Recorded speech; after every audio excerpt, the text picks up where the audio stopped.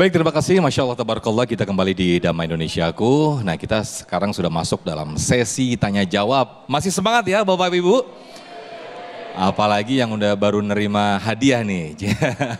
Baik, berikutnya ini akan ada sesi tanya jawab. Insya Allah yang pertama kali akan dijawab oleh Abi Pantun. Dan yang pertanyaan yang kedua akan dijawab oleh Ustadz Kasif Her. Dengan tema yang sangat menarik, bertempur. Ini karena ada di komplek jadi bertempur melawan sulitnya hidup.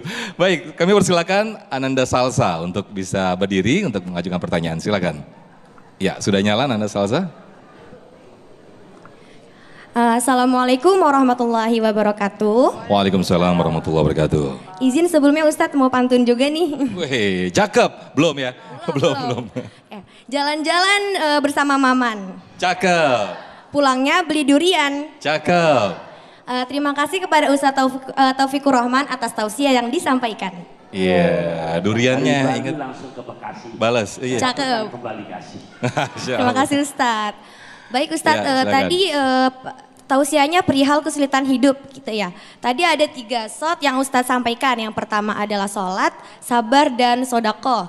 Gitu. Tadi saya sempat dengar bahwa sholat itu usahakan berjamaah ya Ustadz. Nah ini konteksnya ini untuk laki-laki saja atau perempuan juga diwajibkan gitu Ustadz. Mohon penjelasannya. Dan yang kedua adalah saya ingin bertanya perihal sodako Ustadz. Nah kalau misalkan yang mengalami ini adalah orang yang sedang kesulitan ekonomi. Apakah boleh sodakohnya ini katanya senyuman itu boleh buat sodakoh Ustadz. Itu gimana penjelasannya Ustadz? Terima kasih. Baik, terima kasih Salsa. Asalkan jangan senyum-senyum sendiri ya Abi ya. Boleh ya Abi, boleh dijawab sambil turun Abi, silakan. Baik, ya kebalik papan bawa anak. Cakep. Kayaknya maju ke depan lebih enak. Masya Allah. Ya Allah, mudah-mudahan ini para akhwat, adinda semua bukan hanya Salsa, burung gelatik naik delman. Bukan hanya cantik, hatinya selalu beriman. Baik, untuk konsep perempuan dalam berjamaah apakah termasuk bagian yang diperintahkan? Pertama, ayah bunda, di Quran surat ke-23 juz ke-18 ayat 1 sampai 11. Saya ulangin, surat ke-23 surat Al-Mu'minun juz ke-18 ayat 1 sampai 11. Nah, di situ ada janji Allah yang luar biasa. Ini masuk perempuan juga. Perihal berjamaah apa sih bahasanya? Bismillahirrahmanirrahim. Qad aflahal mu'minun alladzina hum fi salatihim khashi'un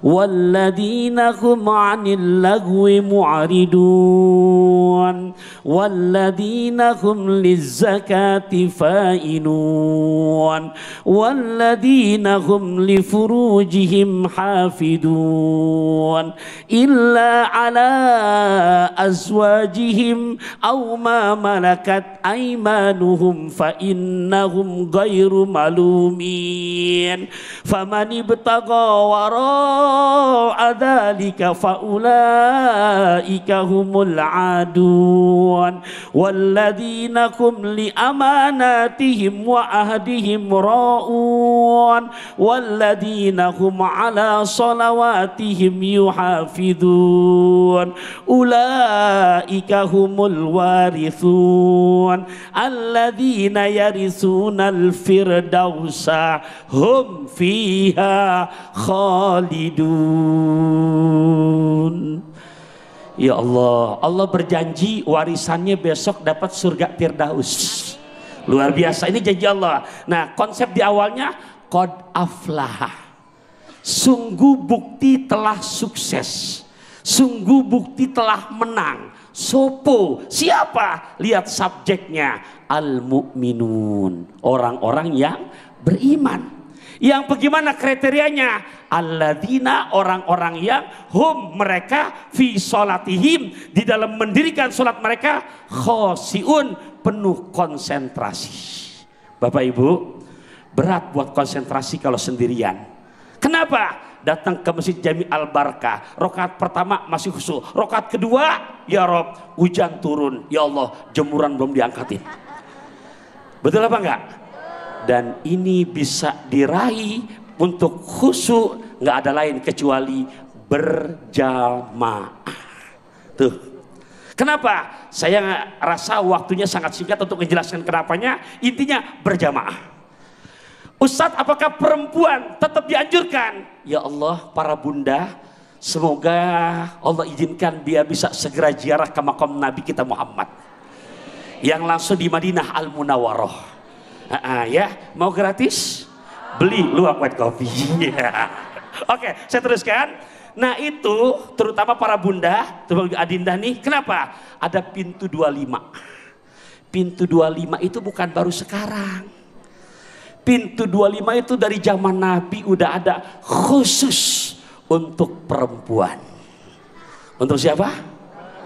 Nah berarti kesimpulannya untuk perempuan pun, kalau misalkan memang di tempat masjid yang kita ada, satu, memang fasilitas tempatnya disiapkan. Di sini disiapkan nggak buat perempuan? Disiapkan. Yang kedua, tidak menjadi fitnah, maka kategori berjamaah buat perempuan itu sangat dianjurkan. Jelas tuh? Kenapa? Karena adanya pintu 25 di Masjid Nabawi bukan ada baru sekarang. Itu udah ada di zaman Nabi, di mana para sahabat-sahabat Nabi mengajarkan untuk kaum akhwat pun ikut berjamaah. Satu, memang tempatnya disiapkan. Dua, tidak menjadi fitnah. Jelas tuh ya? Jelas tuh ya? Tuh, jadi bahasanya bisa menggempur menghadapi kesulitan hidup. Oh jelas. Saya mantun dulu boleh? Berpangku tangan kaki dilipat. Naik kereta berbekal coklat. Ketenangan yang kita dapat di saat kita menjaga perintah sholat. Masya Allah. Untuk yang pertanyaan kedua, Abi, iya. Bagaimana dengan sedekah ketika? Sedekah. Iya. Ya, jadi sedekah Bapak Ibu rahimakumullah, di Quran surat kedua, juz kedua ayat 261. Di situ ada janji Allah perihal yang namanya sedekah. Matsalul ladzina yunfikuna amwalahum fi sabilillah kamasali habbatin, ya, seperti satu butir benih ambatat. Lihat redaksinya pakai fi'il madhi, menunjukkan janji yang pasti. Ustadz, bagaimana sedekah? Konsepnya jangan nungguin kaya. Jangan nungguin kaya. Tapi apa yang bisa kita sedekahkan untuk hari ini? Dari surat Al-Baqarah ayat 261, di situ Allah tidak pernah mentarif buat sedekah. Tapi ingat, di saat kita praktekkan dengan sekemampuan kita, apalagi lagi sulit, tetap berani sedekah. Satu, janji Nabi, dua, malaikat begitu azan subuh udah nongkrong di pintu rumah kita. Di saat dia yang berbagi, mungkin standar anak-anak mahasiswi seharinya cuman baru bisa angka depan 1, nolnya ada 3, gambarnya rada hijau, lecek, bau amis, ada goloknya. Misalkan, jangan lihat kecilnya tapi berani berbaginya. Langsung dapat doa dari malaikat dari mulai adzan subuh tiba. Allahumma a'ti munfiqan khalafah. Ya Allah, berikan kepada hamba-Mu yang bersedekah ini ganti rugi yang berlimpah ruah. Masya Allah. Baik, luar biasa. Terima kasih Abi Pantun atas jawabannya.